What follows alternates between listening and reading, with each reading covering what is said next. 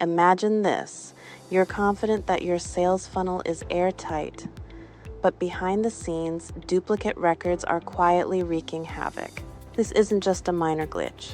It's a silent saboteur that skews your reports, wastes precious hours, and derails automation. Here's what most operators get wrong. They blame the tools when the real culprit is a flawed system design. Today, we're dissecting the chaos caused by HubSpot Salesforce sync errors.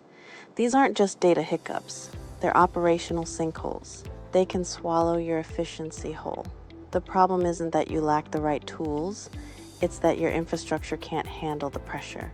When systems aren't designed to scale, they fail spectacularly. Most assume more tools equal better results. But in reality, more tools often mean more chaos.